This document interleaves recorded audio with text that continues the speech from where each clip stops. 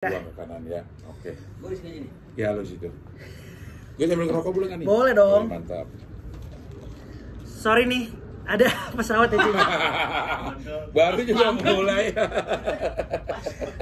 Ada pesawat, kenapa Cing? Karena ini dekat Halim. Halim apa? Halim 3 bulan. Ya, 9 dong. Kan udah lahir. Ya? Oh iya. Sudah ada Cing Abdel Ahrian di sini. Sebenarnya tadi abis syuting bareng untuk Kawan Canda, nih setnya belum berubah. Ya. Di sini kayak regen nggak lu Cing? Iya katanya ya. Iya. Kita mau ngobrolin soal yang selalu gue penasaran Cing. Ya. Joko Dian. Iya. Berapa banyak Joko Dian yang ada di kepala Cing Abdel? Aduh, gua nggak lupa ya. Cuman kalau ada orang cerita ini gua akan ingat gitu. Karena waktu gue siaran di Radio SK, gue tuh dipaksa untuk tahu semua jokes yang beredar di pergaulan. Boleh dipakai waktu siaran? Justru nggak boleh. Oh, justru supaya nggak dipakai. Jadi lo harus tahu itu supaya lo bisa bikin jokes baru. Itu jangan dipakai, ntar orang udah denger jadi basi. Berarti apapun Cing Abdel setidaknya pernah denger jokes Kodian tentang itu, tentang benda itu. Iya, kali mungkin ya, karena gue memang suka dengerin orang cerita lucu. Sebisa mungkin gue ngumpulin perbendaharaan jokes. Saat gue siaran itu yang mungkin kita ambil itu dari buku-buku yang 365 hari mati ketawa itu cara ya, ini, cara itu kan sebenarnya hampir sama. Polanya sama ya. Polanya sama, dan itu yang beredar di masyarakat gitu. Rokok misalnya pasti ada tuh berarti. Joko Dian tentang rokok. Ada dong. Yang joknya ada ini Warkop atau siapa gitu. Cara berhenti ngerokok adalah pertama lo harus olesin itu rokok ke pantat lo gitu. Jadi lo taruh di situ, jadi begitu mau ngerokok bau gitu. 3 minggu kemudian balik, tanya sama dokternya berhasil nggak? Berhasil. Tapi sekarang saya jadi kecanduan ngolesin rokok ke pantat. Oh, rokok tuh gue pernah tahu salah satu episode Joko Dian Cing Abdel yang tadi di radio. Iya. Apa itu ya? Lupa gimana ya? Apa lagi? Lo nggak ngerokok? Enggak, gue tadi berangkat ke sini di radio. Itu gue dengerin bahaya rokok. Di radio ada lagi terus ada bahaya rokok, ternyata satu kali isep itu 2000 racun masuk. Gue buru-buru matiin. Nggak ada yang mancing radionya. Rokoknya enggak, radionya. Gitu. Itu kan modifikasi dari jokes zaman dulu juga. Jokes zaman dulu pada saat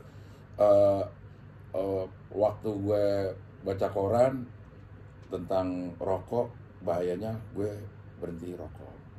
Waktu gue baca koran ada berita tentang alkohol, bahaya, gue berhenti ngerokok.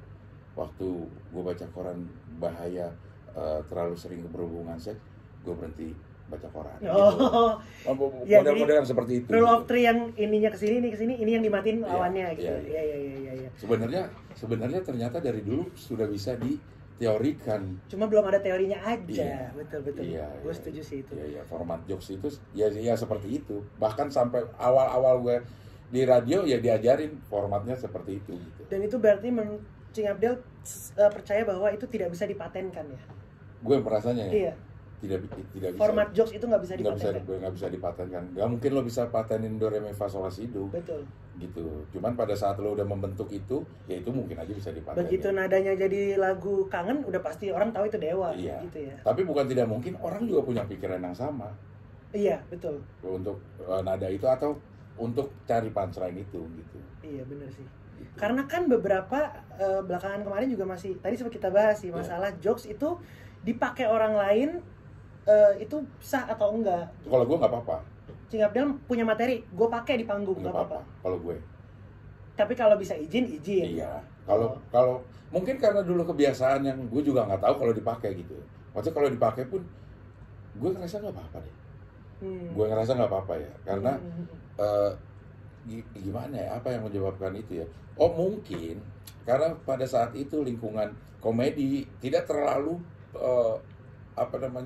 besar seperti sekarang. Artinya lo boleh pakai, lo juga belum tentu bisa gue untuk membawakan itu.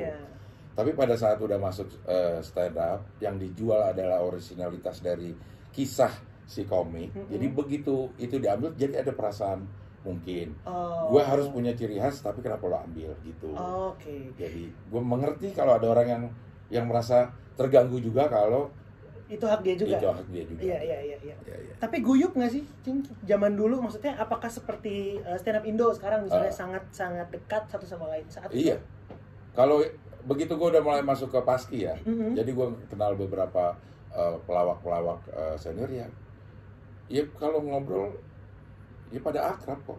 Kalau gue lagi dengerin ceritanya ternyata ini temenan sama ini temenan sama ini di belakang panggung, kehidupan di belakang panggung ya mereka akrab juga, cuma tidak ada komunitasnya aja dulu. Oke. Gitu. Mungkin ya kayak anak band satu acara di backstage ketemu gitu-gitu juga ya. Pada saat kita sebagai penikmat nih ngelihat Ungu, Slank, Krispati itu kayak seperti bermusuhan kan. Seolah-olah sendiri-sendiri. Iya. Padahal kalau kita dengerin ceritanya baliknya ke potlot lagi. Iya, ujung-ujungnya Ujung-ujungnya itu juga gitu. Nah, itu berarti Joko Dian itu Cing Abdel cari justru untuk supaya tidak dipakai ya.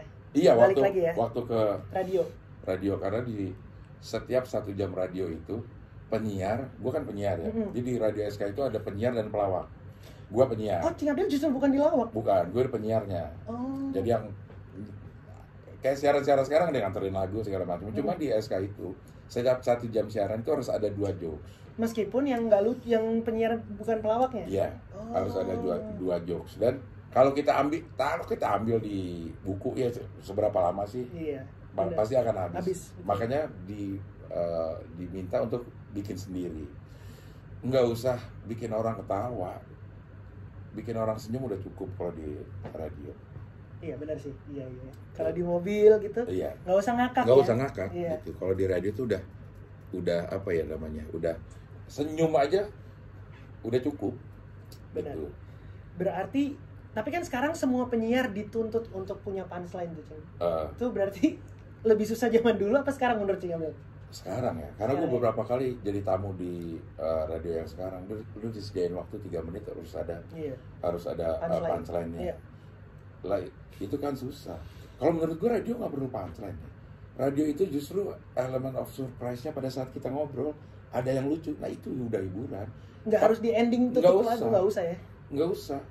Ending udah ketawa-ketawa, oke sekarang kita dengerin lagu, tetap pindah loh kalau menurut gue ya. Iya, benar. Tetap pindah, bukan punchline terus masuk lagu, enggak.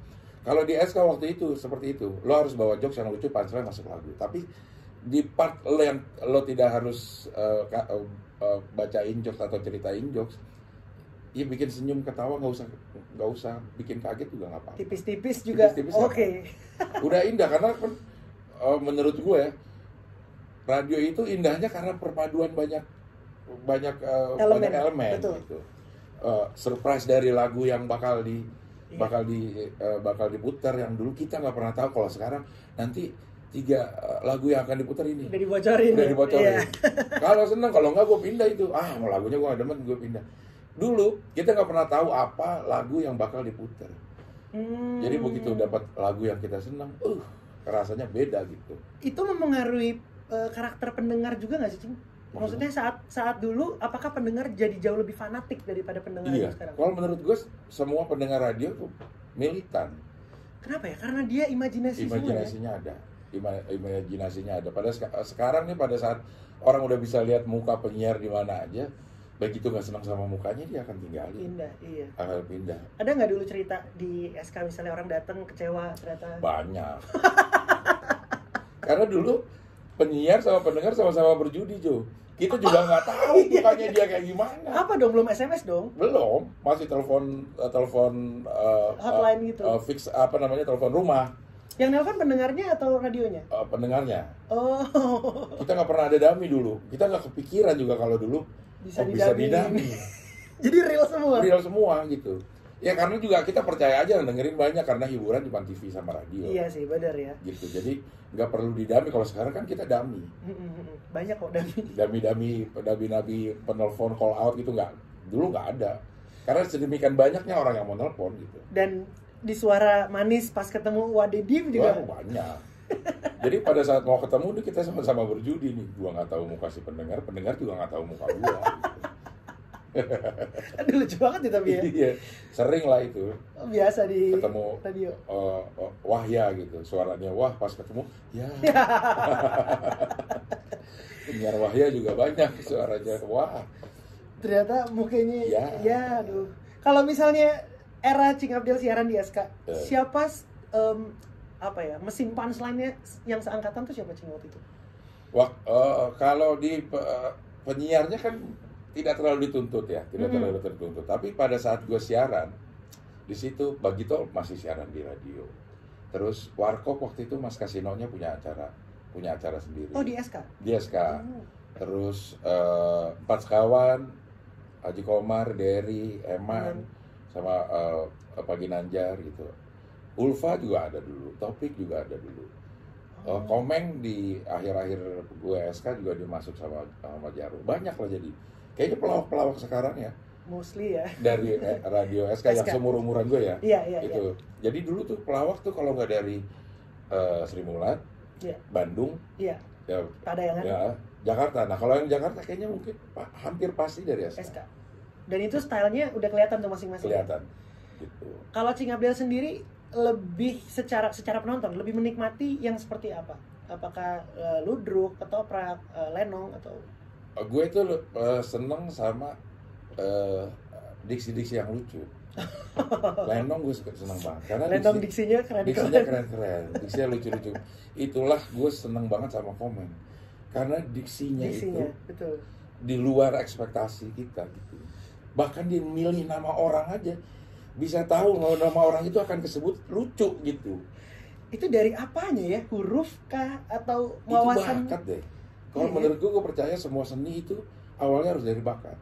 Semua orang bisa gambar, tapi nggak semua orang bisa melukis. Oh iya, itu aku juga percaya benar. Iya, jadi semua orang bisa nyanyi tidak fales mungkin, tapi merdu belum tentu. Betul. Nah, buat yang menjadi profesi, lo harus bisa lukis, lo harus bisa merdu. Semua orang bisa nyetir mobil, tapi nggak semua bisa jadi pembalap. Iya, benar, itu dua hal berbeda.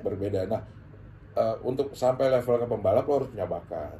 Untuk pelukis lo harus punya bakat. Tapi ada juga yang bakat doang nggak cukup kan? Nggak cukup. Artinya pada saat lo beradu sama orang yang sama-sama punya bakat, lo nggak latihan ya akan ketinggalan. Kalah juga. Gitu. Cuman entry levelnya lo harus punya bakat dulu. Oh, oke. Gitu kan. Kalau lo paksain juga nih, lo nggak bisa gambar, tapi lo pengen bersaing sama pelukis, nggak bisa juga. Betul. Nah, kemudian dari orang yang non visual ya, melawak dari suara, terus kemudian jadi di depan kamera tuh prosesnya justru dari mana sih?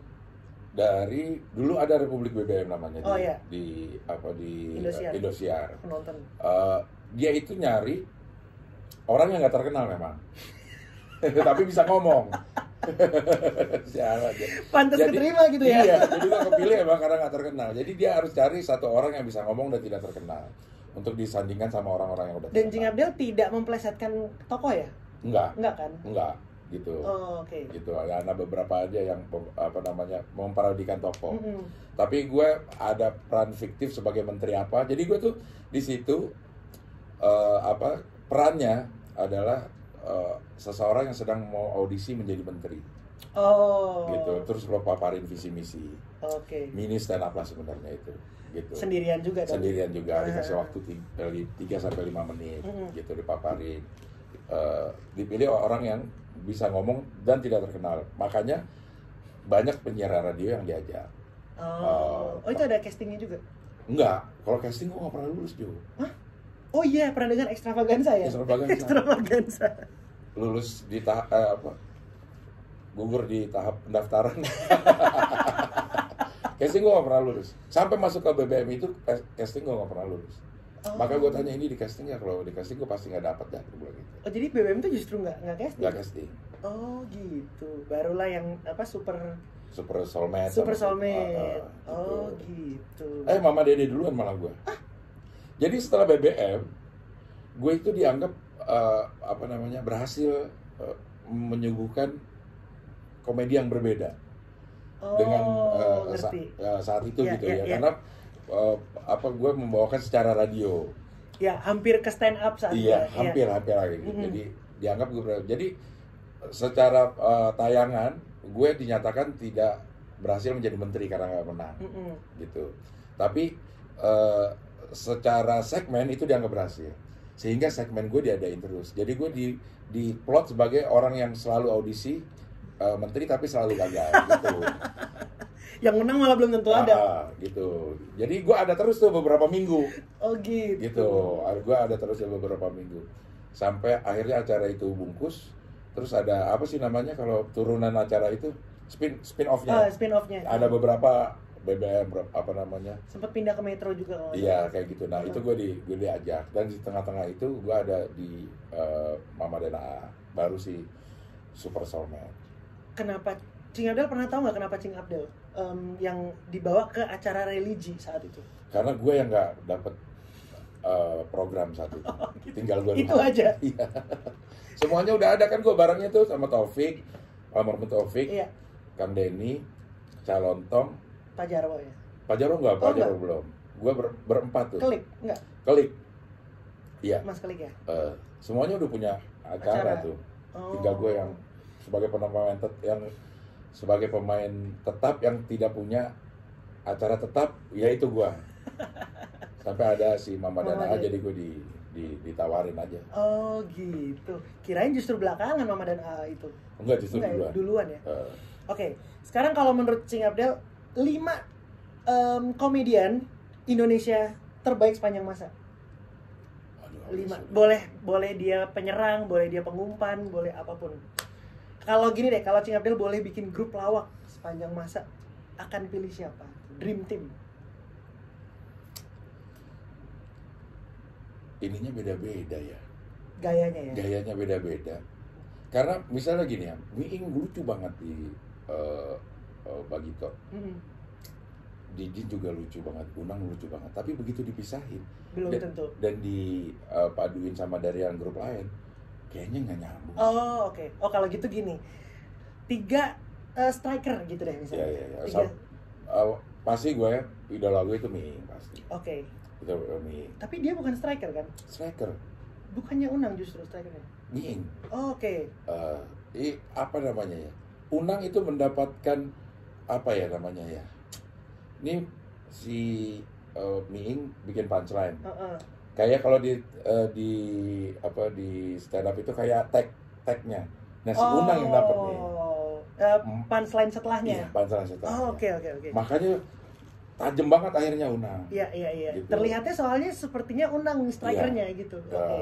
Ya, nah itu yang gue bilang, kalau dipaduin ke tempat lain, Unang juga belum tentu bisa seperti itu. Betul. Atau bukan Didin yang mancing, Miing juga belum tentu selucu itu gitu. Oke. Miing berarti 1. Temon. Kenapa? Mungkin karena secara personal gue, Kenapa? menurut gue dia adalah orang yang selalu lucu sepanjang masa. Meskipun waktu lagi berantem. Iya, dia lucu semua, karena gue mengerti arahnya dia gitu. Jadi kalau dia lagi baru ngomong ini, gue udah ngerti nih arahnya dia begini, tuh buat gue itu menggelitik gitu. Waktu yang episode wawancara sih lucu banget sih. Dia salah-salah ngomong aja lucu banget. Jadi itu menggelitik. Komeng tentunya juga ya. Komeng. Iya. Oke. Banyak lah gue. Kalau pengatur tempo itu tuh orang jarang lihat dia, tapi perannya sangat penting di grup lawak gitu. Siapa ya? Ya gue pasti akan kembali ke Bagito, karena menurut gue tetap itu ya. Iya.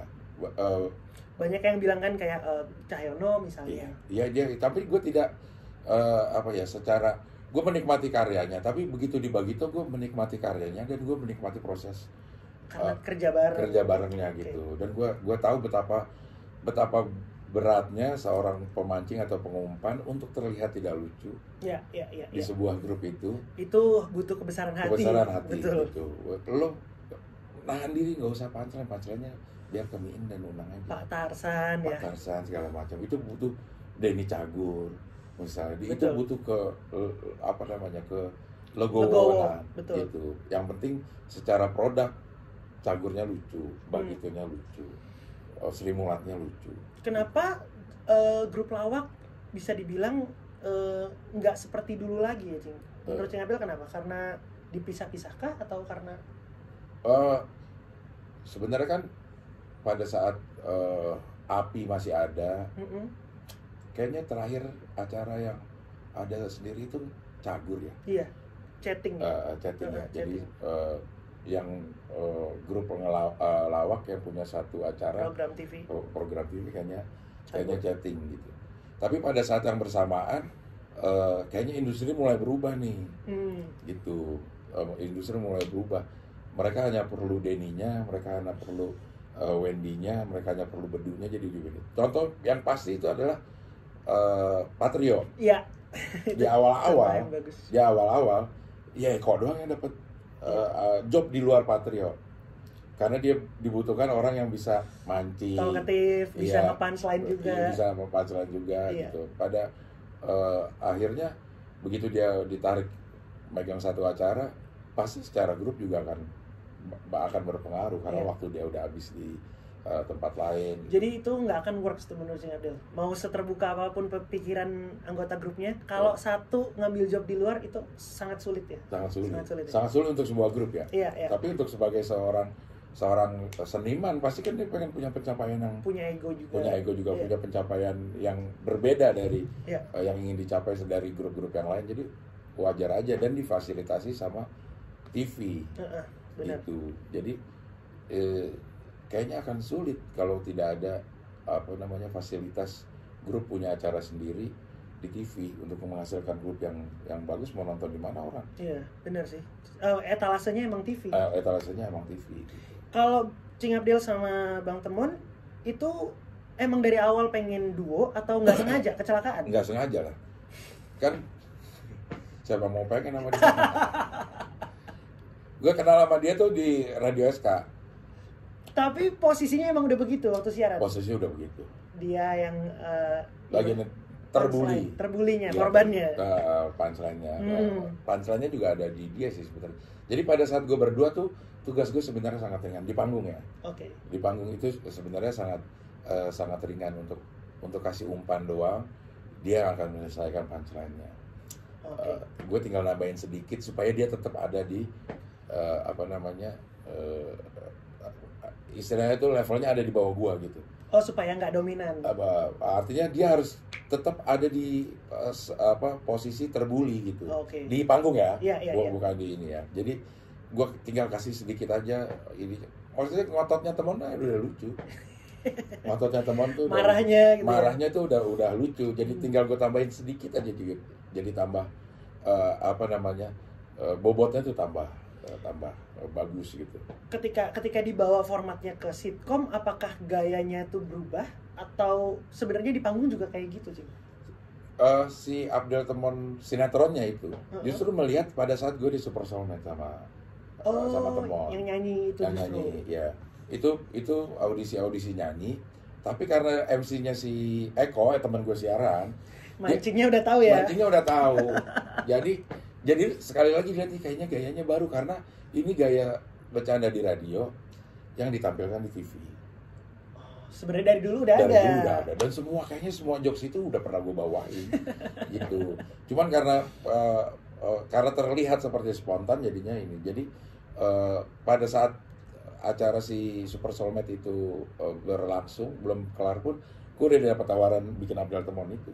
Belum final tuh? Belum. Dan gue pun kalah di berapa ya, 10 besar atau berapa. Jadi si Multivision itu ngelihat 2 tayangan gue doang. Di Super Soulmate 2 kali maksudnya. 2 episode doang. Dan dia kayaknya ini dah gitu, ada model baru dah gitu. Tapi kompetisi itu legend ya, melahirkan berapa bintang coba. Kang Sule juga di situ. Rina Nose juga sama Ki Daus. Gokil ya. Berapa jam tuh dulu acaranya kan, Cing, kalau nggak salah? Iya, acara terlama kayaknya dari jam 6 deh. Selesai maghrib sampai jam 12. Jam 1 kan ya? Iya. Jam 1. Mungkin juga acara yang pertama kali bocor-bocorin kamera boleh kelihatan. FD boleh masuk. Iya. Iya. Semua norma-norma broadcasting ditabrak. Dan ternyata bisa keterima. Itu beneran yang dinilai nyanyinya nggak sih, Cing? Iyalah. Bener. Makanya gue nggak maju. Kirain kan minute by minute nih, Cing Abdel tinggi nih gitu, enggak ya? Enggak itu. Tapi kalau itunya ya mungkin ya, kalau secara tayangan akan bagus pasti akan dipertahankan. Jadi pertimbangan. Jadi setidaknya. pertimbangan gitu. Iya. Sama ternyata menurut CCTV-nya ini bagus ya sampai sekarang lah sepertinya. Ini bagusnya jangan Oke. keluarin dulu dah, dia masih Tahan banyak. dulu, Tahan iya, dulu benar-benar. gitu. Nah begitu jadi sinetron dengan Om Cuk kalau nggak salah ya. Pada saat ada beberapa kali tim produksi. Di satu masa ada yang megang ini. Tapi yang sutradari bukan Pacunya. Ada Erik. Oh iya Mas Erik. Iya, Erik Satya, iya. ya betul. Kreatif tuh dari Cing Abdel atau ada penulisnya lagi apa gitu? Ada penulisnya lagi. Boleh nggak Cing Abdel nggak setuju sama jokesnya? Boleh dong. Sering terjadi. Awal ya. Pada saat gue belum berantem sama Temon, kita selalu diskusiin. Oke. Gitu. Pada saat gue udah berantem, udahlah capek. Ya udah, Ikutin syuting aja. aja deh gitu. Ya. Gimana Mungkin sih? itu yang bikin jadi kualitasnya turun. Oke. Karena chemistry. Tapi emang lucu banget. Yang mungkin gue nonton yang awal itu Iya. lucu banget sih Cing. Iya, Apa ya iya. sesuatu yang fresh gitu kayak nggak ada di tempat lain kayak Iya, gitu. iya. Gimana rasanya harus syuting sama orang yang lagi ribut sama kita Cing? Iya, gue pikirin duitnya aja.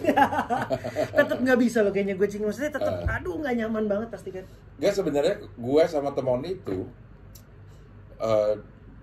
tuh up and down gitu. Bukan saat itu doang gue berantem. Gue udah di jauh sebelum itu gue Siaran udah pernah berantem. udah pernah berantem. Oke. Udah ini gue selalu bilang sama Temon, kita cuman belum pernah pukul-pukulan doang. Berantem sebesar Bete-betean. apa, bete-betean ya udah sering. Maki-makian. Maki-makian udah sering gitu. Apa namanya, hal yang wajar lah kayak gitu. Cuman itu kompleks karena kita ada di satu fase hidup yang baru yang sama-sama kita belum pernah. Saat dulu kita susah, ada masalah, itu akan kita selesaikan. Yeah. Tapi pada saat kita berhasil, ego Punya kita duit. tumbuh. Iya. Begitu ada masalah, kita pengennya kita yang menang. Iya, betul. Ya akhirnya nggak ketemu lagi. Titik apa awalnya bisa baikan lagi? Kalau gue sih ngerasanya gue menyia-nyiakan apa ya namanya, menyia-nyiakan pendaringan gue gitu. Mata pencarian gue tuh gue sia-siakan dengan apa namanya, memutuskan untuk nggak mau sama Temon atau Temon memutuskan nggak mau sama gue gitu. Oke. Pada saat sebenarnya yang memutuskan Temon nggak mau sama gue waktu itu. Cuman gue juga ya udah kalau lo nggak mau gitu. Harusnya pada saat dulu mungkin pada saat itu mungkin gue akan coba untuk deketin supaya ayo dong tetap sama gue gitu. Oke. Tapi pada saat emosi gitu. Bapak-bapak ribut lucu banget. Iya. Kalau anak muda ribut tuh biasa, kalau bapak-bapak tuh lucu. Kayak ya ampun dong bapak nih masih berantem. Iya, umurnya udah hampir 40-an juga kan udah bapak-bapak ya. Tapi ada di fase itu ya gue baru di umur segitu gitu. Iya. Yang orang mungkin ngerasainnya di 20-an, Cikapel saat itu. Iya, ngerasanya di situ. Iya, paham. Merasakan semua yang baru gitu. Uang jadi ada. Iya. Terus secara lingkungan jadi diterima di mana aja. Semua orang pengen deket. Semua orang pengen ngelayanin gitu. Iya. Gimana nggak berubah kita gitu secara mental gitu. Bahaya banget berarti itu ya. Bahaya. Kalau nggak hati-hati bahaya. Bahaya. Iya. Nah, tapi kan Cing Abdel maksudnya jatuh lebih jauh pernah di drugs. Yeah. Lebih susah bangun dari drugsnya atau justru nahan ego popularitas kayak gitu? Kan gue drugs justru sebelum gue apa namanya? Itu dia. Sebelum gue pakai ngetop ya gitu. Sebenarnya ya yang lebih susah pasti drugs. Karena yang termakan itu selain badan kita yang sakau, mental kita juga kena. Makanya kalau kita berobat ya kita diobatin sama dokter jiwa, sama psikiater. Iya. Karena memang jiwa kita yang terganggu gitu. Tapi pada saat yang bersamaan begitu gue dapat ujian dengan ketenaran, dengan uang yang ada gitu. Memang secara badan gue gak sakit, tapi kayaknya jiwa gue juga sakit ya gitu. Okay. Sama-sama punya kesulitan tapi beda genre lah. Beda genre aja. Soalnya dia bilang popularitas itu juga kayak narkoba kan. Iya. Bikin nyandu gitu kan. Iya. Pernah denger juga waktu jadi manajer Bagito, Cing Abdel tuh bawa narkoba ke Singapura tuh. Karena gue nggak tahu itu tahun-tahun itu. Kok bisa lolos sih? Kan kalau kita kantongin nggak bunyi, nggak apa. Oh, nggak ada anjing pelacak? Nggak ada, belum kayaknya waktu itu. Belum, bukan kayaknya, emang belum. Dan gue bisa sampai ke sana. Dan balik ke sini? Aman gitu. Aku nonton ini dari yang wawancara sama Bang Miing. Dia baru tahu juga. Dia baru tahu. Sialan loh dia kata gitu. Iya ya. Dan gue pindah dari Bagito karena gue setelah itu gue dikasih tahu teman gue. Ternyata kalau di Singapura atau di Malaysia itu lo ke gap bawa 2 gram lebih udah lo antung gitu. Wah, aduh gue langsung gimana ya. Akhirnya gue berhenti di Bagito untuk nyari tempat. Kayak format jokes tadi. Iya, berhenti di Bagito. Jadi yang dibelain justru obatnya. Iya. Pakaunya gue belain. Cari tempat yang gampang pakau. Orang kan logikanya, oke deh kalau gitu gue nggak pakai lagi. Iya. Kalau ini gue cari, udah berhenti di Bagito deh. Deg-degan karena harus lewat bandara setiap minggu, karena hampir setiap minggu gue harus keluar kota gitu. Berarti saat itu yang tahu Cing Abdul make itu siapa? Bagito nggak tahu dong pasti. Nggak tahu. Selama gue di situ, menurut pengakuannya nggak tahu ya. Yang tahu gue pakai paling pacar gue doang deh saat itu, sama teman-teman pakai ya. Oke, bahkan ya keluarga jelas nggak tahu. Ya, nggak tahu. Gue ngaku pakai itu gue tahun 96 atau 97. Baru gue ngaku pakai itu setelah 2 atau 3 tahun gue pakai. Dan berhentinya di tahun 2001. Setelah ngaku masih oh, iya. Sulit berarti. Masih sulit, emang sialan itu. Sesulit apa sih ini dari kacamata gue yang benar-benar awam soal Yeah. gituan. Gue nggak nyentuh dan lingkungan gue juga nggak dekat dengan itu, jadi nggak tahu. Cuman memang dengar apalagi Putau Yeah. Cirebel senagih itu ya. Iya. Jadi kalau kadar adiksi dari narkoba itu yang paling tinggi adalah heroin. Oke. Di bawahnya ada beberapa yang mengandung si sabu, amfetamin. Ininya ampasnya. Bukan. Tingkat adiksinya ya. Oh, oke. Kayak sabu sama heroin itu beda genre. Oh, itu beda. Beda genre ya. Okay. Maksudnya hasil lo pakai itu beda. Oke. Kalau sabu lo jadi naik. Kalau si cimeng sama si heroin lo akan slow down jadinya gitu. Beda genre gitu. Cuman tingkat nagihnya itu yang paling tinggi yang setahu gue itu adalah heroin. Itu tingkat nagih baik secara fisik maupun mental. Secara fisik misalnya pada saat kita nagih, sakau lah istilahnya gitu. Gue selalu bilang semua lubang di tubuh kita itu mengeluarkan cairan saat bersamaan. Maksudnya lo akan meler. Mencongek doang mungkin yang gak kuat. Gitu. Terus air liur tidak terkontrol. Masuk apapun ke tubuh kita pasti akan ditolak. Itu biasanya efeknya kurus gitu ya? Iya. Terus kita keringetan terus, gitu. Kita keringetan terus, beser segala macam. Itu pada saat bersamaan tambah lagi dengan badan yang pegel-pegel banget. Oke. Kalau sakau ngilu segala macam gitu, terus muntah-muntah, nggak enak lah badan. Dan itu akan selesai dengan sekali suntik. Jadi bayangkan betapa nagihnya saat itu gitu. Dan gue tahu, di situ ada Dede itu. Itu. Kalau pada saat sakau dan kita tidak punya info tentang bahwa barang itu ada di situ, kita akan lebih mudah nahan. Secara mental berarti bisa nih kalau mau gitu. Iya. Berarti nyuntik itu supaya kita nggak sakit aja, bukan supaya enak. Bukan. Pada titik tertentu itu pada awalnya ada rasa enaknya itu ada. Gitu. Karena begitu kita suntik, katanya itu memacu kita hormon endorfin kita muncul. Itu yang bikin enak. Cuman permasalahannya pada saat kita masukin si opiat ini, jenis si zat dasar dari si heroin ini, gitu kita masukin ke dalam tubuh kita, itu akan memacu munculnya hormon endorfin. Tapi saat yang bersamaan tubuh kita juga memprogram bahwa kalau lo pengen ada hormon endorfin, lo harus ada ini gitu. Nah, di blok tuh katanya di otak, dan itu permanen. Berarti sampai sekarang? Bukan sekarang tuh yang gue lakukan adalah memanage gimana supaya kepengen jadi nggak pakai gitu doang. Rasa kepengen itu masih pasti muncul? Ada dong, pasti ada. Pasti ada. Makanya orang tuh seneng ngobrolin masa-masa lalu. Itu kayak apa, nostalgia. Nostalgia. Lo pasti punya teman pemakai yang kalau ketemu pemakai lain, wah, Iya, ngomongnya antusias. betul. Ya itu karena ada rasa senang gitu di situ. Kayak episode waktu Reza Nangin dan juga Drake Dani. Iya. Cing Abdel sampai Karena itu memang memicu sebenarnya, dan itu bahaya dilakukan sama orang-orang yang masih belum kuat. terlalu kuat lah gitu. Oke. Kalau Cing Abdel gimana mengalihkannya sekarang? Sebenarnya gue alihin ya, cuman gue diemin aja, lama-lama akan hilang. Tapi yang gue lakukan adalah gue memprotek supaya gue nggak pergi sendiri. Oh, oke. Jadi kan gue perlu pergi tuh untuk mendapatkan itu.